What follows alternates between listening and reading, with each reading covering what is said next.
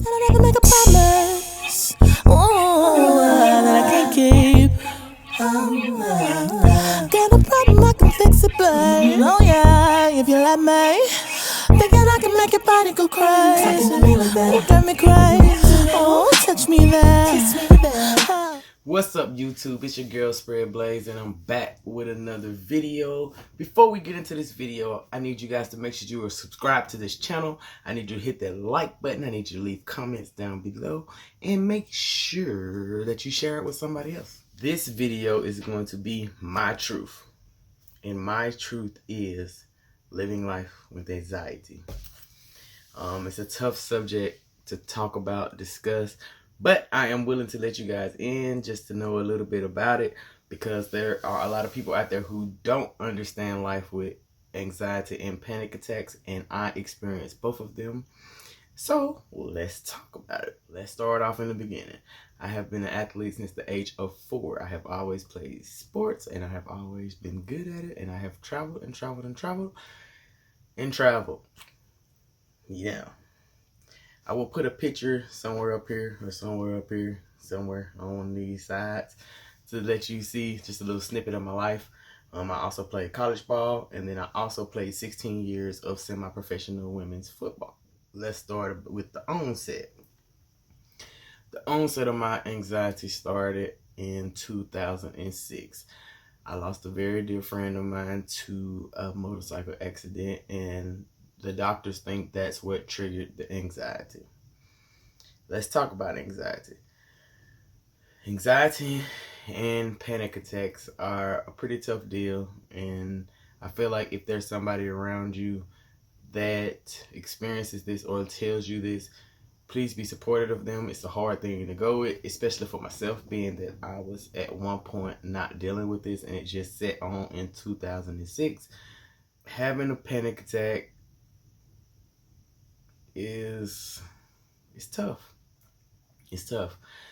I be thinking I'm having a heart attack. I be thinking I'm dying. I can't breathe. I'm sweating. Nothing feels correct. I'm bouncing my legs. I'm about to pass out and have passed out in the past. It's just so many emotions balled up into one, and you really not sure what's going on in your life, and you got people around you that care about you and they try and help you, but at the end of the day, nothing really helps you. There's no fixing anxiety. It all happens in self. You have to calm yourself down. Now, I have in recent years used what they call, I think, the focus technique, where you focus on things around the room, maybe letters or colors, and you count. And I literally sit there and count squares or count green things just to calm me down. Most of the time, I just want to be in the dark, quiet. Don't touch me. Don't talk to me. Don't ask me if you can fix it, because you can't. It's a weird situation for the person having a panic attack or having an anxiety attack. And it's even more weird, I'm sure, for the people around them. But the best thing, in my opinion, you can do is just be close enough where I can see you, but don't touch me, don't ask me questions, because it just makes it worse. My triggers for anxiety are closed in spaces, being closed in, change, and also just being around people, crowds in general, like trigger me really, really bad. Anybody who knows me from my past would know that I was very outgoing, party girl, kicking it, doing this, doing that. And now, I've been in the same city for the majority of my life, and people see me and it's like, oh, when did you move back? Haven't been anywhere. Been here my whole life. I just don't put myself in situations that flare up. Now, yes, I did play football, and it was a struggle. You know what I'm saying? There was times when I felt like I wasn't going to be able to do it, but most times I went through it. I would take medicine and sleep on the trip, because unfamiliar places also was a trigger for me. So I would sleep the whole way on the trip, and thank God for having a best friend that really cares about me and is my true best friend, because she would make sure that I ate and, got up in time to get myself together to shake off the medicine to be able to play a game. traveling now, I'm very, very nervous, like especially like when we go into gas stations out of town or when we checking in the hotel. I'm tripping and I'm like, give me a second, I'm coming. Going into restaurants, I'm coming. Can I hold the keys? That's a comfort thing for me. If I go somewhere, I'm like, can I hold the keys so I can just feel comfortable about it? It helps ease some of the anxiety. Now,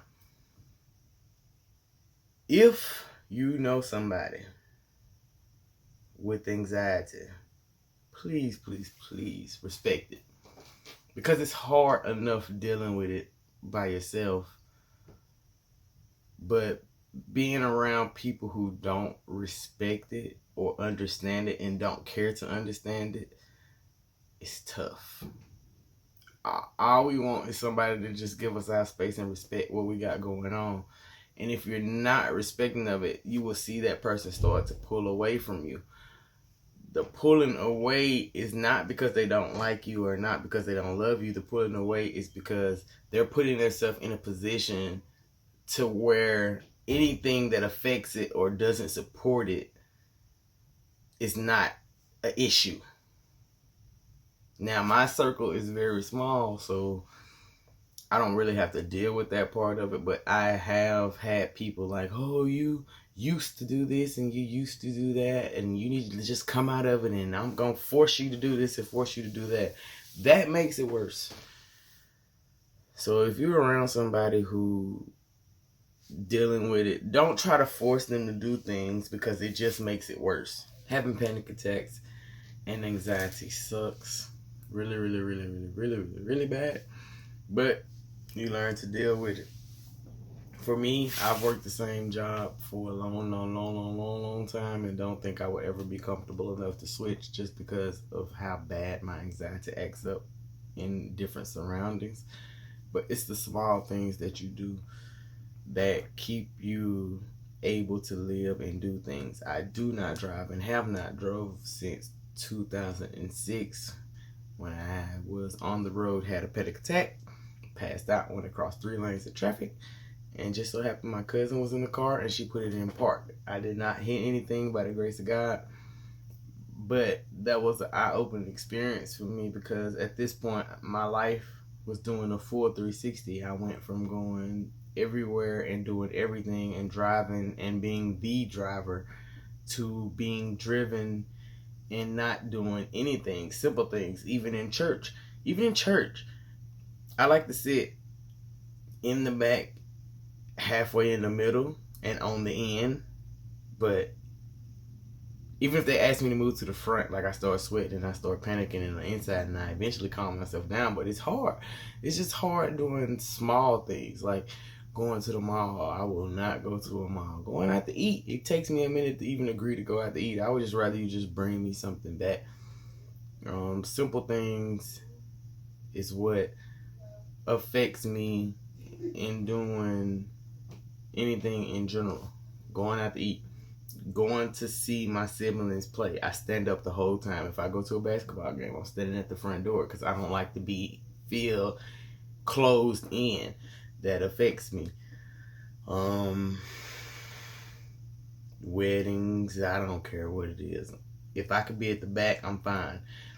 If I can be standing alone, I'm fine. Even sometimes when I'm around people that I know, I just get anxious and I'll just take myself out the situation. I'll go on the porch or excuse myself just so I can breathe. Sometimes even at dinner, I have to go outside and just stand, breathe, take a minute, and then come back in. But that's life with anxiety and panic attacks. Panic attacks can be stupid, horrible, and like I said, I've had them for the extreme of just panicking all the way to actually physically passing out from the panic attack. I've even had 2 episodes where I actually had a seizure. Nothing wrong, no consequences or anything happened, but that was part of the anxiety and the panic attack. So yeah, I mean, this video is just to tell you guys to support your friends who have anxiety and don't be over supportive, because at the end of the day, when we're going through that situation, there's really nothing you can do to each, at least for me, I can say that's an own personal opinion. for me, if I see you and just knowing you there, I don't want you talking to me or none of that. Just supporting me from afar and being very, very, very, very, very quiet helps me more. And I would say mostly anybody who's having a panic attack, it's nothing you can do. You can rub their back. But for me, just seeing you is enough. And that's my truth. I am a functioning human who suffers from panic attacks and anxiety attacks. I love me. It has changed my life a whole full 360, and I'm okay with it because I know God is still working on me and He will deliver me eventually in time. So I just have to believe that. But just know I'm still going to be D, and I still have a lot to offer. It's just limited, and it has an asterisk beside it because there are certain things that I will not do. Support your people who go through anxiety and have panic attacks, and also don't be afraid to go get help. I also have been through counseling to help myself and in helping myself identify what my triggers are and what caused them, and certain things that happen in my life that may have an impression on why I'm at this point. Don't be afraid to go get help. I know in the African American community, seeing a counselor is frowned upon and it's not normal, but take it from me, an African American female, it is cool to go get help. It helped me a lot. Counseling actually helped me identify some things and gave me the ideas as to what I can do to help fix myself and make myself move in the process. Now, here in 2019, I have progressed a little bit, but I have not progressed all the way. Don't be afraid to go see somebody to get some help. Mental health issues, anxiety, panic attacks are real. It is a real situation. If you need the help, don't be afraid to reach out. Support your friends. Don't judge them. Don't try to figure it out because we don't know. It's all about that individual. Everybody is different. I will say that I am making progress. I'm happy about my progress. I am not where I was, but I'm getting there. And every day is a win if I do something different. And that's what it's all about. Don't be afraid to put yourself in positions that will trigger your anxiety, because I always remember, if you went in, you can get out. Taking baby steps towards getting yourself together and getting out of that funk is what we all want to do and need to do. Move forward. Get help. Talk to people. Express yourself to people. Don't close yourself off. You can do it if I can do it. So that is my truth. Living life with anxiety and panic attacks. I'm not ashamed. That is me. That's my truth. And I'm moving forward every day. If you need somebody to talk to, feel free to hit me up on my social media, Spreadblaze on Instagram. You can always hop in my DMs, or you can find me on my Snapchat, dtrain24. You can hit me up in my inbox. If you need some ideas of what I done, or you just need to talk to somebody, hit me up. I'm here to talk to you because I know what it's like to be in your shoes.